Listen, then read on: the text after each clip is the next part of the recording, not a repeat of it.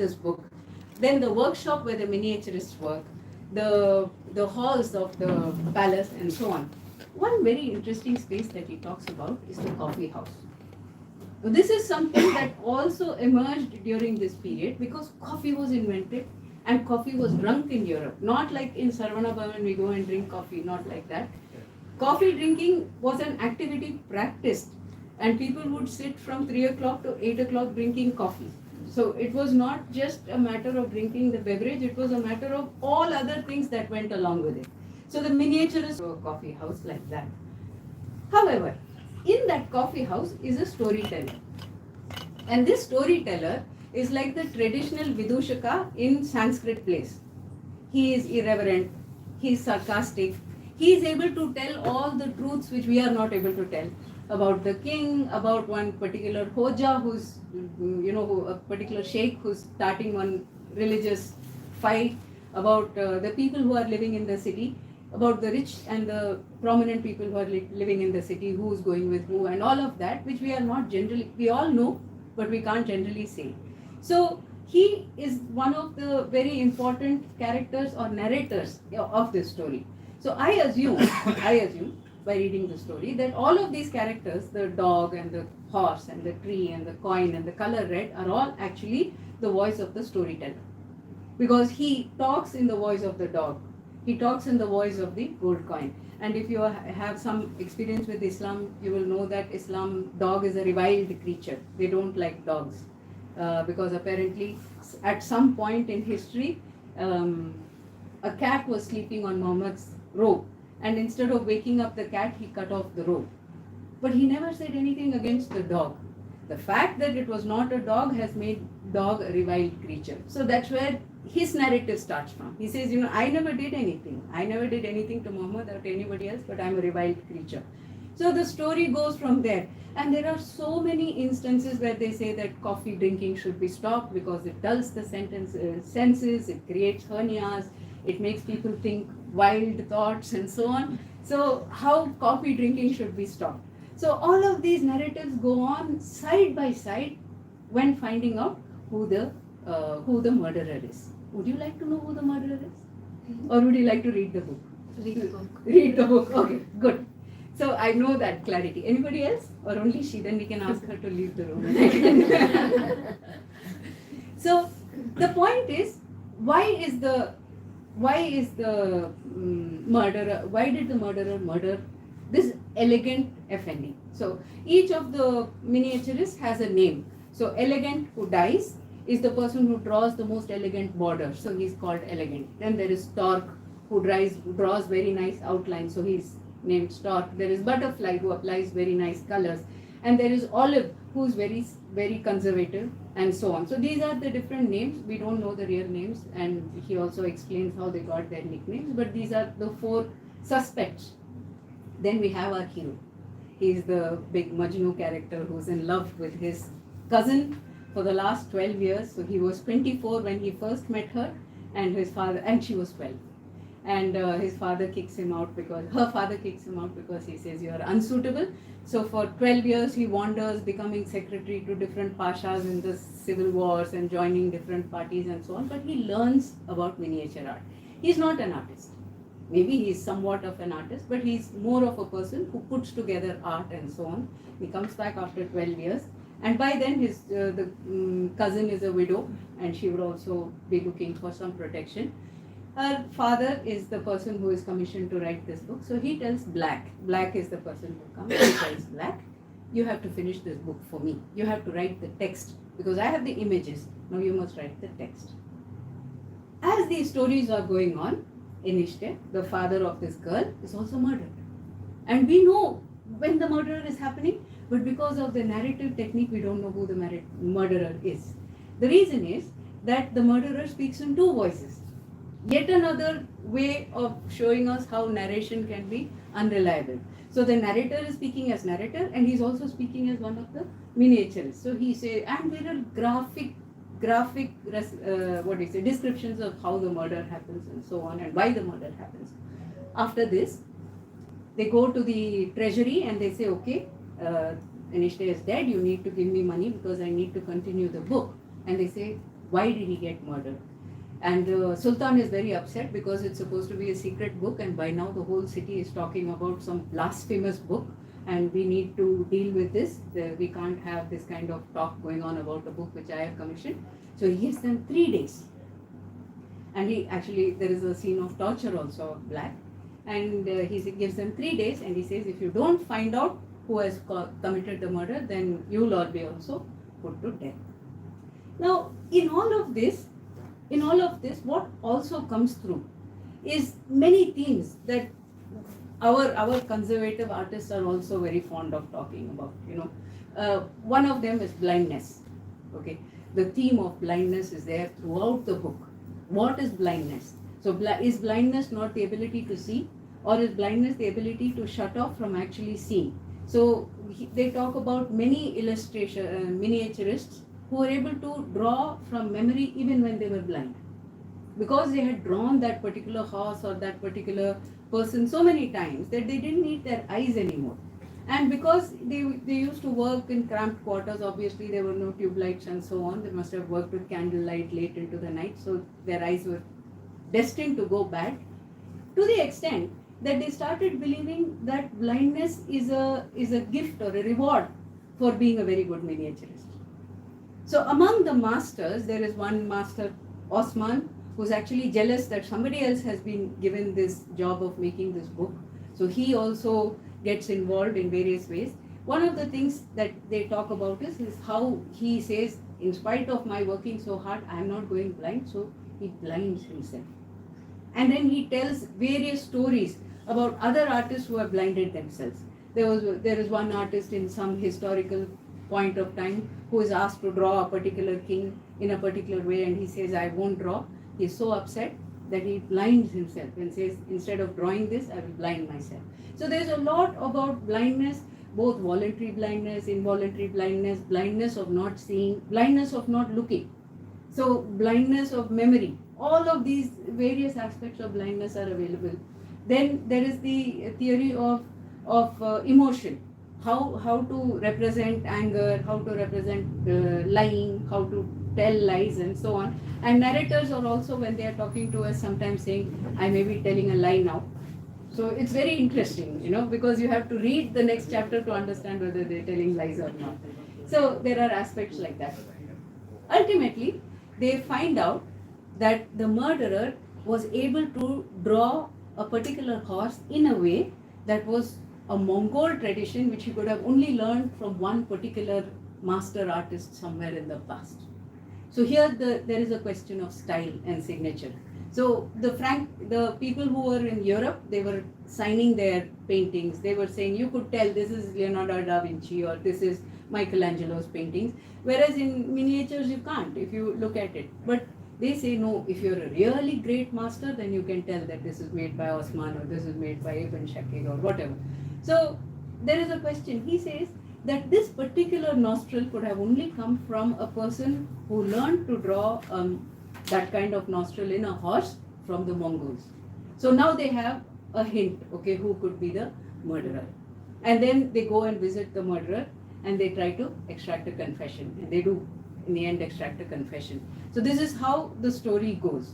Now, why I would recommend that you read the book? One, because it bears a very close resemblance to what we are going through currently in India. But also, there is a lot of discussion here about the relationship between the Ottoman Empire and Hindustan, particularly of Akbar. So, you may know that the word Mughal comes from Mongol. So, if we are thinking only today we are beholden to the Chinese, even they were Chinese even originally. So, they are all the ancestors of our Akbar and Humayun and Babur were all Mongols. So the illustration techniques of the Mongols also came to India. So there is a lot of discussion about how red ink came from India to Ottoman Empire, how the line drawings went from India to the Ottoman Empire, how very good paper was sold by Akbar to or his workshop to the Ottoman Empire. And how, although they were at war, although the Persians and the Ottoman Empire and the Safavids and the Abbasids and maybe the Mughals were all at war, they were whenever it came to art, they were fairly, sharing the resources, which included the miniaturists, which included the art, which included the ink, which included the paper. So it looks like beyond the war for territory, beyond the war for control, there was also a sharing of resources. Also, there was this habit whenever a king was either dethroned or his empire was broken up, all these what artists would be wandering about without a master. So at that time, many of these kings would be waiting to have them come to their workshops and draw hagiographic books or write or illuminate hagiographies about themselves. So this is a book that I would definitely recommend to you. It is very hard to read, definitely, and it takes a lot of time, but it has a very quaint and very charming way of representing himself. Last point, Orhan Pamuk, his elder brother Shavkat, and his mother are represented in the book. So at the end of the day, we don't even know whether this book is reliable, because we know that Orhan Pamuk was not there in 1591. But in the last chapter, his mother says that I gave all the papers to Orhan and he is going to write a book. So we don't know whether this is this Orhan or that Orhan. Yeah, so if you are happy to read a book where the narrator is not telling you whether he's telling you the truth, I think you should read this book. Thank you.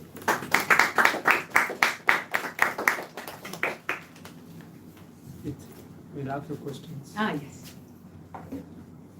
Questions? I'm also not reliable.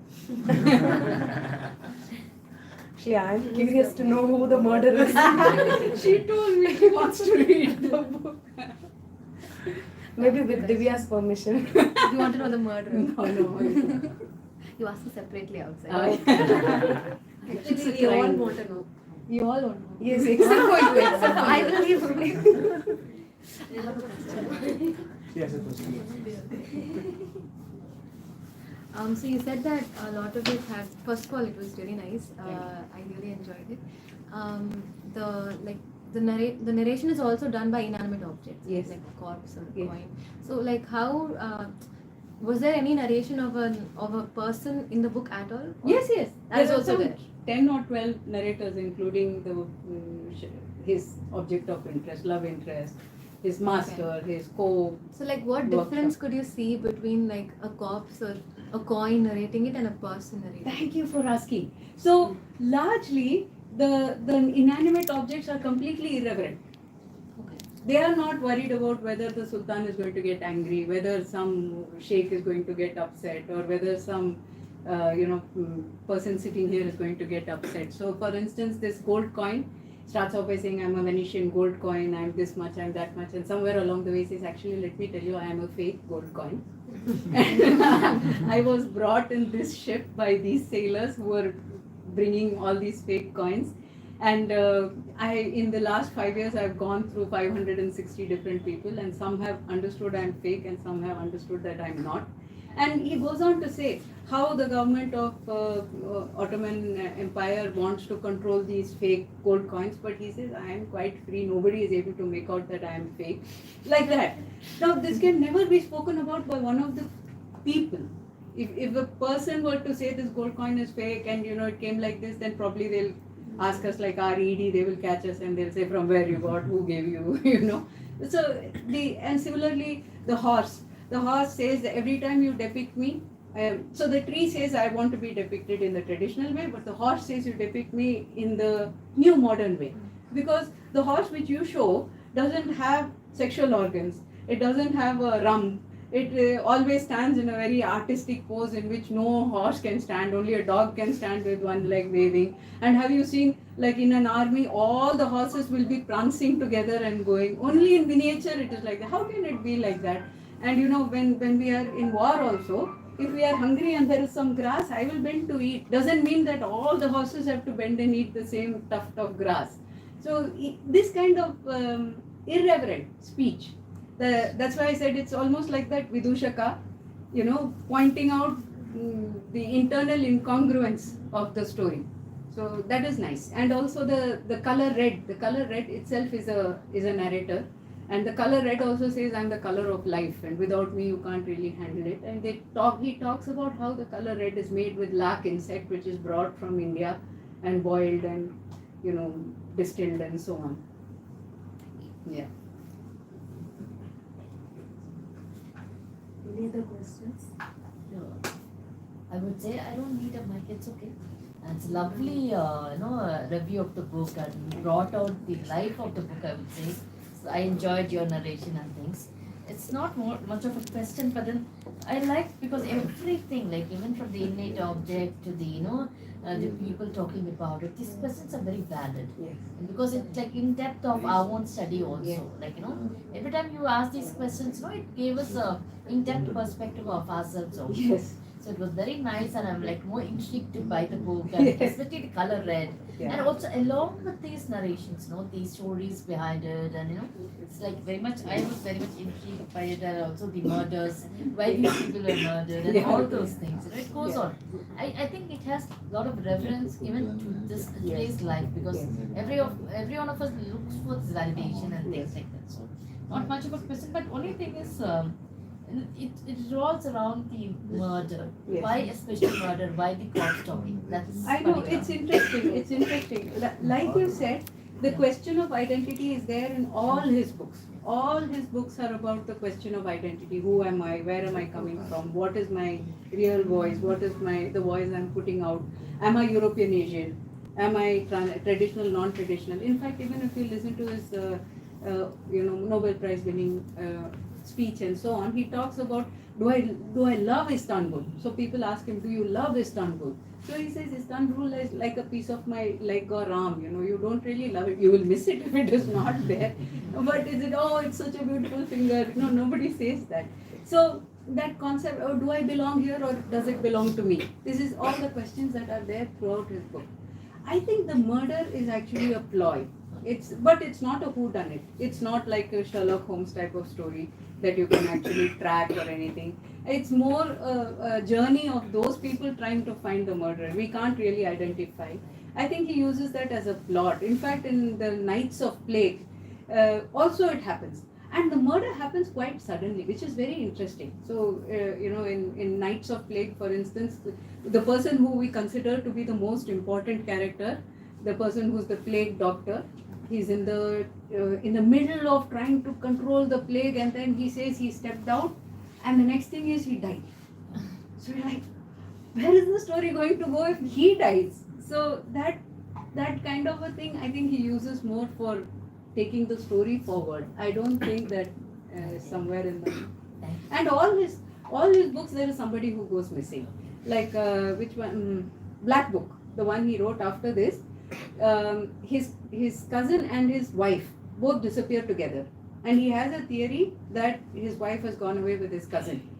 So in all this, what he does is he goes and visits his cousin's house, and he takes a look at everything. Then he gets more and more absorbed, and he thinks that if I live his life in his house wearing his clothes, then I will know where he went. So at one point he doesn't know whether he is he or his cousin. So I think this disappearing murder and so on, he uses as a ploy to take his actual story forward. Lovely. Thank you. When you introduced the novel, you were talking about the similarities this novel has with In the Name of the Rose, Yes. right? Could you please elaborate on that? Yes. So Name of the Rose is by an author called Umberto Eco, who is my other favorite author. I can't put them in hierarchy. I think both are equally my favorite. So the Name of the Rose is in the literary part of the world, and that too is about this.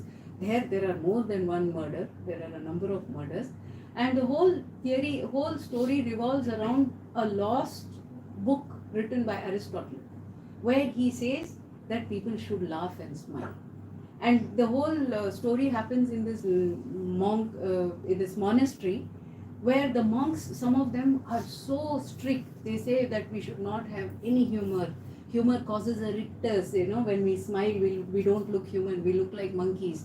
People should not smile. There should be no entertainment. We should be more serious and sober in life. And there are very interesting debates about even like great martyrs. When a martyr was put in hot water and boiled, then the torturers were saying, "Are you willing to renounce Christianity?" And he was like, "No, this water is quite nice, actually."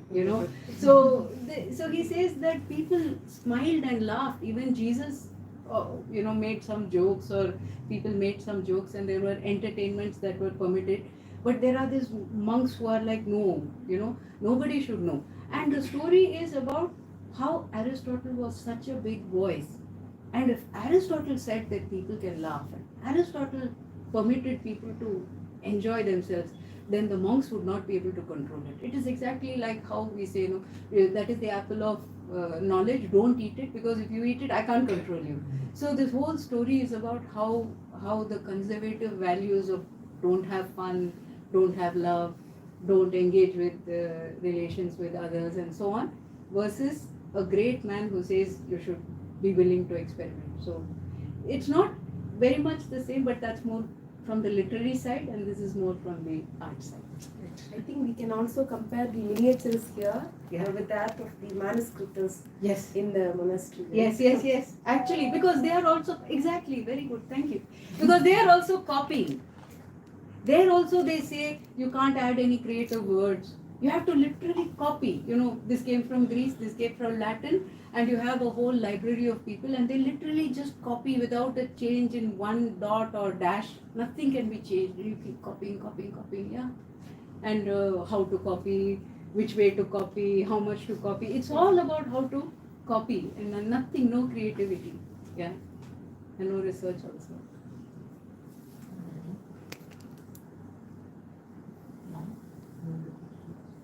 Any other questions? No. After we read the book, we can have a book discussion.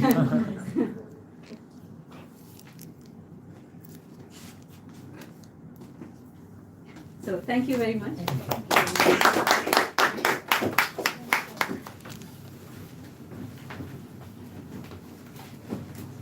Warm good evening to all of you. So, ma'am, we are all awe-inspired listening to you, and you actually set the tone of today's review with your attire. The moment I entered the hall, when I had a look at you, I was like, one of my friend, he is your fan. He wanted to come today, he couldn't make it out. I was like, okay, he should have come today.